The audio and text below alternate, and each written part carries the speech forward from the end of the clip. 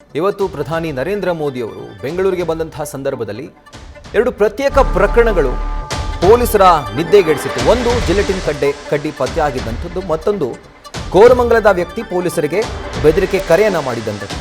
ಈಗ ಈ ಜಿಲೆಟಿನ್ ಕಡ್ಡಿಗಳ ಪತ್ತೆ ಏನಿದೆ ಈ ಪ್ರಕರಣ, ಇದಕ್ಕೆ ಸಂಬಂಧಪಟ್ಟಂತೆ ಕಗ್ಗಲಿಪುರ ಸ್ಟೇಷನ್ನಲ್ಲಿ ಎಸ್ಪಿ ನೇತೃತ್ವದಲ್ಲಿ ಹಿರಿಯ ಪೊಲೀಸ್ ಅಧಿಕಾರಿಗಳ ಸಭೆ ಆಗ್ತಾ ಇದೆ.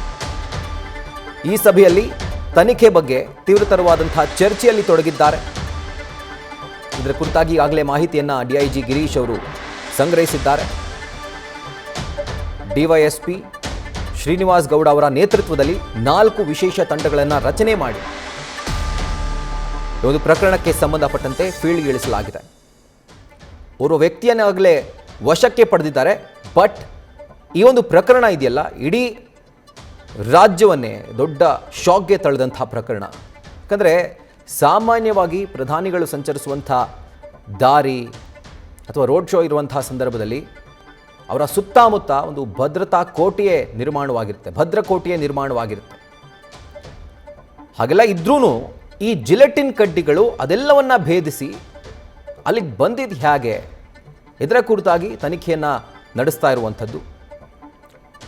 ಇನ್ಫ್ಯಾಕ್ಟ್ ಕಗ್ಲಿಪುರ ಸ್ಟೇಷನ್ನಲ್ಲಿ ಡಿಐಜಿ ಗಿರೀಶ್ ಅವರ ನೇತೃತ್ವದಲ್ಲೇ ಅಧಿಕಾರಿಗಳ ಸಭೆ ಆಗ್ತಾ ಇದೆ. ರೈಟ್, ಈಗ ನ್ಯೂಸ್ ಫಸ್ಟ್ ಜೊತೆ ಮಾತನಾಡಲಿಕ್ಕೆ ಮಾಜಿ ಪೊಲೀಸ್ ಅಧಿಕಾರಿಯಾಗಿರುವಂಥ ಎಸ್ ಕೆ ಉಮೇಶ್ ಅವರಿದ್ದಾರೆ. ಸರ್ ನಮಸ್ತೆ. ನಮಸ್ಕಾರ.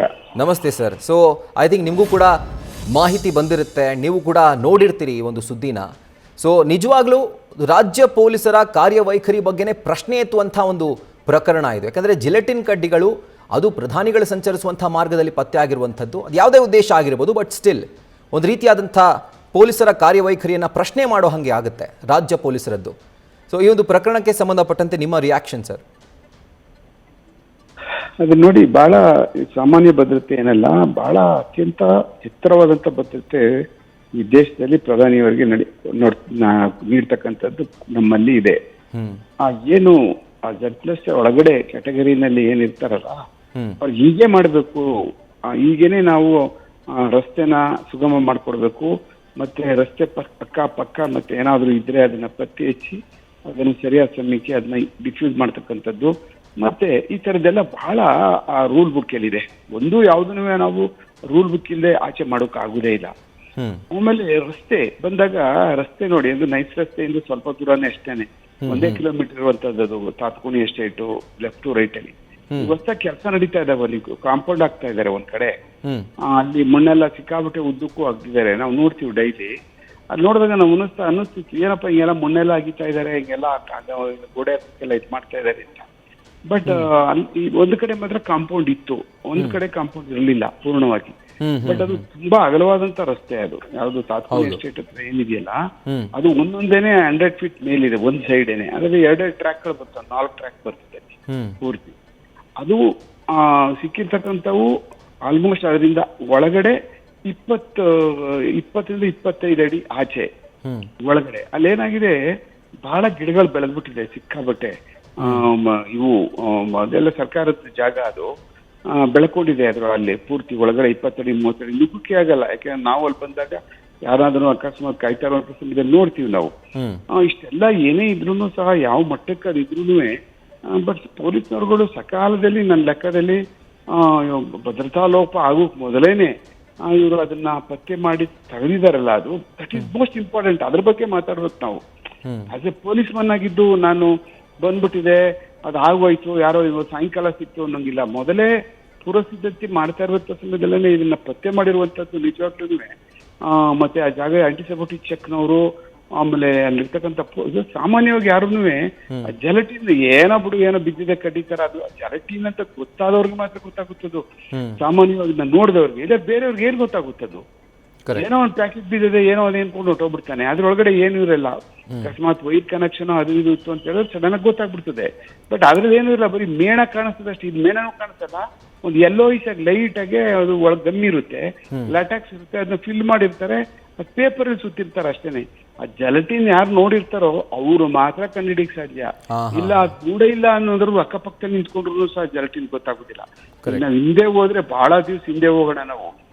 ನಲ್ಲಮಲ ಇದರಲ್ಲಿ ನಮ್ಮ ಈಗ ಫಾರೆಸ್ಟ್ ಅಲ್ಲಿ ಹೆಂಗೆ ನಕ್ಸಲೈಟ್ಗಳು ಬ್ಲಾಸ್ಟ್ ಮಾಡಿದ್ರು ನೋಡಿ, ನಮ್ಮ CM ಅವರು ಆಂಧ್ರ ಪ್ರದೇಶ CM ಅವರು ಹೋಗ್ತಾ ಇರುವಂತ ಸಮಯದಲ್ಲಿ ಹೀಗೆ ಇಂಥವು ಏನಪ್ಪಾ ಜಲಟಿನ್ ಸಿಕ್ಬಿಡ್ತು, ಏನೋ ಹಾಕಿದ್ದಾರೆ ಮಾಡಿ, ಬಟ್ ಸಕಾಲದಲ್ಲಿ ಸಿಕ್ಕಿ ಪತ್ತೆ ಮಾಡಿದ್ರಲ್ಲ ಅದು ಮೋಸ್ಟ್ ಇಂಪಾರ್ಟೆಂಟ್ ಥಿಂಗ್. ಅದಾದ್ಮೇಲೆ ಹೆಂಗ್ ಬಂತು, ಯಾವ ತರ ಬಂತು, ಯಾವ ತರ ತಗೊಂಡು ಬಂದ್ರು ಅನ್ನುವಂಥದ್ದು that is the secondary task. ಅದನ್ನ ಪತ್ತೆ ಮಾಡುವಂಥದ್ದು ನಾವು ಮಾಡ್ಬೇಕಾಗ್ತದೆ. ಏಕಾಏಕಿ ಪೊಲೀಸರ ಮೇಲೆ ಗುಗ್ಗ ಕೂರಿಸ್ಕೊಂಡು ಅಷ್ಟು ಸುಲಭದ ಮಾತಲ್ಲ. ಏನ್ ನಾವು ಇಡೀ ಇಂಚಿಂಚು ನಾವೆಲ್ಲನೂ ಅಷ್ಟು ಸುಲಭಕ್ಕೆ ವಾಚ್ ಮಾಡೋಕ್ಕಾಗ. ಯಾಕೆಂದ್ರೆ ಬೆಳಗ್ಗೆ ಅವರು ಹಿಂದಿನ ರಾತ್ರಿ ಇರ್ತಾರೆ, ಸ್ಕೆಲಿಟನ್ ಆಗಿರ್ತಾರೆ, ನೈಟ್ ನಲ್ಲಿ ಓಡಾಡ್ತಾ ಇರ್ತಾರೆ ಪೊಲೀಸರುಗಳು. ಏನು ರಾತ್ರಿ ಎಲ್ಲ ಪೂರ್ತಿ ಕಾಯ್ದಿರೋಕ್ಕಾಗಲ್ಲ. ಎಲ್ಲ ಬೆಳಗಿನ ಜಾವ ಎಲ್ಲ ತಗೊಬಂದು ಯಾರೋ ಅಟೆನ್ಷನ್ ಡ್ರಾ ಮಾಡಬೇಕು ಅಂತ ಅನ್ನುವಂಥದ್ದು ಏನಾದ್ರು ಕಿತಾಪತಿಗೋಸ್ಕರ ಇದು ಮಾಡಿದ್ದಾರೆ. ಬಟ್ ಸಕಾಲದಲ್ಲಿ ನಮ್ಮ ಪೊಲೀಸರು ಅದನ್ನ ಹಿಡಿದಿರೋದು ನಿಜವಾಗ್ಲೂ ಅವ್ರಿಗೆ ಅಪ್ರಿಷಿಯೇಟ್ ಮಾಡಬೇಕು. ಮತ್ತೆ ಅದು ಏನೋ ಯಾವಾಗೋ ಸಿಕ್ತು, ಇಲ್ಲ ಇನ್ಯಾವಾಗೋ ಬಂದೋದ್ಮೇಲೆ ಸಿಕ್ತು ಅನ್ನುವಂಥದ್ದು ಆಗ್ಲಿಲ್ಲ.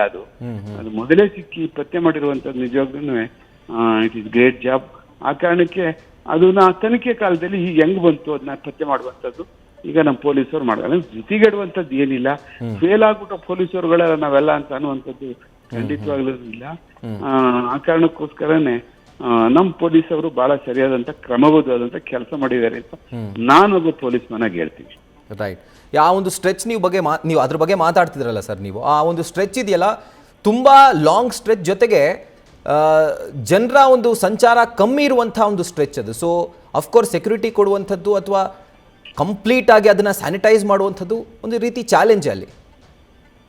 ಅಲ್ಲ, ಎನಿ ಹೈವೇಗಳೇ ಆಗಲಿ, ಎನಿ ರಸ್ತೆಗಳು ಸಂಪೂರ್ಣವಾಗಿ 100% ಏನಿರ್ತದಲ್ಲ ಕಣ್ಣು ಕಾಣಿಸ್ತದೆ ನೋಡಿ, ಅದನ್ನ ಸ್ಯಾನಿಟೈಸ್ ಮಾಡ್ಲೇಬೇಕಾಗ್ತದೆ. ನಮ್ಮ ಮೀಡಿಯನ್ಗಳು ಆಮೇಲೆ ರಸ್ತೆ ಅಗದಿರೋದೆಲ್ಲಾದ್ರೂ ಮಾಡಿದಾರ, ಕೆಳಗಡೆ ಏನಾದ್ರು ಬ್ರಿಡ್ಜಸ್ಗಳಿದಾವ, ಬ್ರಿಡ್ಜ್ ಕೆಳಗಡೆ ನಾವೆಲ್ಲ ಚೆಕ್ ಮಾಡ್ತೀವಿ. ಆಮೇಲೆ ಹಳೆ ಮೋರಿಗಳೇನಾರ ಇದಾವ, ಪಾಸ್ ಆಗಿದಾವ, ಇದನ್ನೆಲ್ಲ ಪೂರ್ಣ ಪ್ರಮಾಣದಲ್ಲಿ ಗೊತ್ತಾಗ್ಬಿಡ್ತದೆ. ಯಾಕಂದ್ರೆ PW ಇಂಜಿನಿಯರ್ಗಳು ನಾವೆಲ್ಲ ಪರಿಪೂರ್ಣವಾಗಿ ಅವರು ಬಂದು ಸಹಕಾರ ಮಾಡ್ತೀವಿ. ಇಂಥ ಕಡೆ ಬ್ರಿಡ್ಜ್ ಆಗಿದೆ, ಈ ಕಡೆ ಕೇಬಲ್ಗಳೋಗಿದ್ದಾವೆ, ಇಂಥಗಳು ಪೈಪ್ಗಳು ಹಾಕಿದೀವಿ ನಾವು. ಆಮೇಲೆ ಈಗಂತೂ ಕೇಬಲ್ ಗೊತ್ತಲ್ಲ ನಿಮ್ಗೆ, ಸಿಕ್ಕಾಬಟ್ಟೆ ಕೇಬಲ್ಗೆ ಪೈಪ್ಗಳೋಗಿದ್ದಾವೆ ನೆಲದೊಳಗಡೆ. ಅದು ಸೆಂಟ್ರಲ್ ಮೀಡಿಯಾನಲ್ಲೇ ತಗೊಂಡು ಹೋಗ್ತಾ ಇದ್ರು. ಆಮೇಲೆ ಈ ಒಂದು ಸೆಕ್ಯೂರಿಟಿ ಥ್ರೆಟ್ ಆಗ್ತದೆ ಅನ್ನೋ ಕಾರಣಕ್ಕೋಸ್ಕರನೇ ಈಗ ಸೆಂಟ್ರಲ್ ಮೀಡಿಯಾನಲ್ಲಿ ಹೈವೇನಲ್ಲಿ ಹಾಕ್ಸೋದು ಬಿಡಿಸ್ಬಿಟ್ರು. ಮೊದಲೆಲ್ಲ ಸೆಂಟ್ರಲ್ ಹಾಕೋದಕ್ಕೋಸ್ಕರನೇ ಒಂದು ಆಪ್ಷನ್ ಮಾಡಿ ಒಂದು ಪೈಪ್ ಲೈನ್ ಮಾಡೋದಕ್ಕೆ ಹೊರಟ್ಬಿಟ್ಟಿದ್ರು. But it is most dangerous. Centre ಒಳಗಡೆ ಹಂಗೆ ಹಾಕೊಂಡು ಎಲ್ಲಾದ್ರೂ ವೀಕ್ ಪಾಯಿಂಟ್ ಒಳಗಡೆ ಓಪನ್ ಮಾಡಿ ಏನಾದ್ರು ಮಾಡಿ ಸೆಂಟ್ರ್ನಲ್ಲಿ ಇರುವಂತದ್ದು ಕಷ್ಟ ಆಗ್ತದೆ. ಈಗ ಏನಾಗ್ತದೆ ಅಂದ್ರೆ ರೋಡಲ್ಲಿರುವಂತದ್ದಕ್ಕೆ ಪಕ್ಕದಲ್ಲಿ, ಅಂದ್ರೆ ರೋಡಿನ ಎಡ ಮತ್ತೆ ಬಲಗಳಲ್ಲಿ ಇರ್ತಕ್ಕಂಥ ಏನೋ ಕಾಣಿಸ್ತಾ ಇರುವಂತ ಗಿಡಗಂಟೆ ಇರುವಂತ ಜಾಗಗಳು, ಮತ್ತೆ ಏನಾದ್ರು ಅಗದು ಕೆಲಸಗಳು ನಡೀತಾ ಇದೆ ಅಲ್ಲಿ. ಅದು ಪೂರ್ತಿ ಏನು ಗೋಡೆ ಕಟ್ಟು ಕಾಂಪೌಂಡ್ ಕಟ್ಟಕ್ಕೆ ತಾತ್ಕೋಣಿ ಎಸ್ಟೇಟ್ ಹತ್ರ ಏನು ಈಗ ನಾವು ಮಾತಾಡ್ತಾ ಇದೀವಲ್ಲ, ಅಲ್ಲೆಲ್ಲ ಅಗದು ಇವಾಗೆಲ್ಲ ಸಣ್ಣದು ಈ ಬಟ್ಟೆನಲ್ಲಿ ಒಂಥರ ಸ್ಮಾಲ್ ಚಿಕ್ಕದು ಫೆನ್ಸಿಂಗ್ ಮಾಡಿದ್ದಾರೆ ಇವಾಗ. ಅದನ್ನೆಲ್ಲ ಕಾಂಪೌಂಡ್ ಕಟ್ಟೋದಕ್ಕೆ ಇದನ್ನೆಲ್ಲ ಯಾರೋ ಒಬ್ಬ ತಲೆ ಕೆಟ್ಟವನು ಮಾಡಿರ್ತಕ್ಕಂಥದ್ರಿಂದ ಏನು ಇದೇನು ದೊಡ್ಡ ಏನೋ ಅಗಾಧವಾದಂತ ಸುದ್ದಿ ಅಂತ ನಮ್ಗೇನು ಅನಿಸುದಿಲ್ಲ. ಅದಕ್ಕೆ ನಮ್ಮ ಪೊಲೀಸರುಗಳು ಸರಿಯಾದಂತ ಕ್ರಮಬದ್ಧವಾದಂತ ಕೆಲಸ ಮಾಡಿದ್ದಾರೆ. ಈಗ ಸರ್, ನೀವು ಆಗ್ಲೇ ಮೆನ್ಷನ್ ಮಾಡಿದ್ರಿ ಅತ್ಯುನ್ನತವಾದಂತಹ ಭದ್ರತೆ ಇರುತ್ತೆ ಪ್ರಧಾನಿಗಳಿಗೆ ಅಂತ. ಸೊ ಅವ್ರನ್ನ ಸುತ್ತುವರೆದಿರುವಂತಹ SPG ಕಮಾಂಡೋಗಳು, ಅವರು ಹಾಗೂ ರಾಜ್ಯ ಪೊಲೀಸರ ಮಧ್ಯೆ ಕಮ್ಯುನಿಕೇಶನ್ ಅಥವಾ ಕೋಆರ್ಡಿನೇಷನ್ ಹೇಗಿರುತ್ತೆ ಸರ್? ಯಾವೆಲ್ಲ ಸೂಚನೆ ರಾಜ್ಯ ಪೊಲೀಸರಿಗೆ ಸಿಕ್ಕಿರುತ್ತೆ ಅಂತ? ಇಲ್ಲ, ಅವ್ರು ಮೊದಲೇ ಬಂದಿರ್ತಾರೆ. ಅವರು ಆಕ್ಚುಲಿ 3 days ಮೊದಲೇ ಬರ್ತಾರೆ SPG ಅವರು. ಅಂದ್ರೆ ಆ ಪ್ರೋಸೆಸ್ ಹೆಂಗಿರುತ್ತೆ ಅಂತ ಸರ್? ಫಸ್ಟ್ ಅವ್ರು ಬಂದು ನಮ್ಮ ಏನು SPG ಅವ್ರು ಬಂದ ತಕ್ಷಣನೇ ರೂಟ್ ಮ್ಯಾಪ್ ಇದೆ ಅವ್ರ ಹತ್ರ. ರೂಟ್ ಪ್ರಕಾರ ಅವ್ರೂ ಸಹ ರೂಟಲ್ಲಿ ಏನೇನಿದೆ, ರೂಟ್ ಮೇಲೆ ರೂಟ್ ಒಳಗಡೆ ಅಕ್ಕಪಕ್ಕ ಎಷ್ಟು ಜಾಗ ಇದೆ, ಪದಗಳು ಎಷ್ಟಿದಾವೆ, ಆಮೇಲೆ ರಸ್ತೆಗೂ ಅಲ್ಲಿಗೂ ಎಷ್ಟು ಡಿಸ್ಟೆನ್ಸ್ ಇದೆ, ಆಮೇಲೆ ಏನು ಇದನ್ನ ಗ್ರೆನೇಡ್ಗಳು ಮತ್ತೆ ಅದನ್ನೇ ಇಟ್ಕೊಂಡು ಕೈಯಲ್ಲಿ ಇಟ್ಕೊಂಡು ಎಲ್ಲರೂ ಪೊದೆ ಒಳಗಡೆ ಕೂತ್ಕೊಳ್ಳುವಂತಹ ಎಷ್ಟು ದೂರದಿಂದ ಇದೆಲ್ಲ ಬಂದು ನೋಡ್ಕೊಂಡು ಹೋಗ್ತಾರೆ ಅವ್ರು ಪ್ರತಿಯೊಂದೂ. ಅಂದ್ರೆ ಆ ಚಿಕ್ಕ ಚಿಕ್ಕ ಪೊದೆಗಳ ಡೀಟೇಲ್ ಕೂಡ ಇರುತ್ತೆ ಅಲ್ಲಿ, ಪ್ರತಿಯೊಂದು ನೋಡ್ಕೊಂಡು ಹೋಗ್ತಾರೆ. ಆಮೇಲೆ ಕೆಲವಷ್ಟು ಕಡೆ ಎಲ್ಲ ಈಗ ಡ್ರೋನ್ಗಳು ಬಿಟ್ಟು ಎಲ್ಲ ಮಾಡ್ತಾ ಇದ್ರು. ಡ್ರೋನ್ಗಳು ಬಿಡುವಂಥದ್ದು ನಾನು ಬರ್ಬೇಕಾದಾಗ ನೋಡಿದೆ. ತಾತ್ಕೋಣಿ ಎಸ್ಟೇಟ್ ಅಂದ್ರೆ ಬಹಳ ಹ್ಯೂಜ್ ಪ್ರಾಪರ್ಟಿ ಅದು, ಒಳಗಡೆ ಎಲ್ಲ ಫಾರೆಸ್ಟ್ ಡಿಪಾರ್ಟ್ಮೆಂಟ್ ಅದು ಅಲ್ಲೆಲ್ಲ ಒಂದು ಎಲಿಫೆಂಟ್ ಕಾರಿಡಾರ್ ಇದೆ ಅದ್ರ ಜೊತೆನಲ್ಲಿ. ಮೇಲೆ ರಾತ್ರಿ ಹೊತ್ತು ಓಡಾಡುವಂಥದ್ದು ಇದೆ ಆನೆಗಳು. ಹೀಗೆ ಅಲ್ಲಿ ಅದನ್ನೆಲ್ಲ ಮಾಡ್ತಾರೆ. ಆಮೇಲೆ ಅವ್ರು ಏನ್ ಮಾಡ್ತಾರೆ, ಡಯಾಸು ಇದನ್ನ ಅವರು ತುಂಬಾ ಇದಾಗಿ ಕಾನ್ಸಂಟ್ರೇಟ್ ಮಾಡಿ ಅವರು ಪೊಸಿಷನ್ ತಗೋಬಿಡ್ತಾರೆ SPG ಅವರು. ಅದು ನಮ್ಮ ಪೊಸಿಷನ್ಗೆ ಡಯಾಸ್ನ ಕೊಡಲ್ರು. ಅವ್ರು 24 hours ಮೊದಲೇನೆ ಡಯಾಸ್ನ ಅವ್ರ ಕಸ್ಟಡಿಗೆ ತಗೋಬಿಡ್ತಾರೆ. ಆಮೇಲೆ ರಸ್ತೆ ಏನಿದೆಯಲ್ಲ, ರಸ್ತೆನ ಅವರು ಪೂರ್ಣ ಪ್ರಮಾಣದಲ್ಲಿ ನೋಡ್ಕೊಂಡು ಹೋಗ್ತಾರೆ. ಮತ್ತೆ ಅವ್ರಿಗೂ ಸಹ ಎಲ್ಲಾ ಮಾಹಿತಿನ ಹಂಚ್ಕೊಂಡಿರ್ತಾರೆ ನಮ್ಮ ರಾಜ್ಯ ಪೊಲೀಸ್ನವ್ರುಗಳು. ಮತ್ತೆ ಎಲ್ಲ ನಮ್ಮ ಏನು ವಿಜಿಲೆನ್ಸ್ ಇದಾವಲ್ಲ, ನಮ್ಮಲ್ಲಿರ್ತಕ್ಕಂಥ ಇಂಟೆಲಿಜೆನ್ಸ್ ವಿಂಗ್ಗಳು ಎಲ್ಲಾನು ಸಹ ಅವ್ರ ಜೊತೆ ಚರ್ಚೆ ಮಾಡಿರ್ತಾರೆ. ಆಮೇಲೆ ಎಲ್ಲೇನಾರು ಅಕಸ್ಮಾತ್ ಅವ್ರ ಲಕ್ಕುನ ಏನಾರು ಕಾಣ್ತು ಅಂತಂದ್ರೆ SPG ಅವ್ರು ಐಡೆಂಟಿಫೈ ಮಾಡಿದ್ರೆ ಇಮಿಡಿಯೇಟ್ ಆಗಿ ನಮ್ಮವ್ರು ಅಟೆಂಡ್ ಮಾಡ್ತಾರೆ. ಮಾಡಲೇಬೇಕು. ಯಾಕೆಂತಂದ್ರೆ ಅವರೇನೆ ಪೂರ್ಣ ಪ್ರಮಾಣದ ಸುರಕ್ಷತೆಯಲ್ಲಿ ಪ್ರಮುಖವಾದಂಥ ಭಾಗಗಳಲ್ಲಿ ನಿಂತ್ಕೊಳ್ಳುವಂಥವ್ರು, ಮತ್ತೆ ಜಾಗವನ್ನ ಸೆಕ್ಯೂರ್ ಮಾಡ್ತಕ್ಕಂಥವ್ರು, ಮತ್ತೆ ಆ ಇರ್ತಕ್ಕಂಥ ಜಾಗವನ್ನ ಪೂರ್ಣ ಪ್ರಮಾಣದಲ್ಲಿ ಕ್ಲೀನ್ಲಿ ಮಾಡ್ತಾರೆ.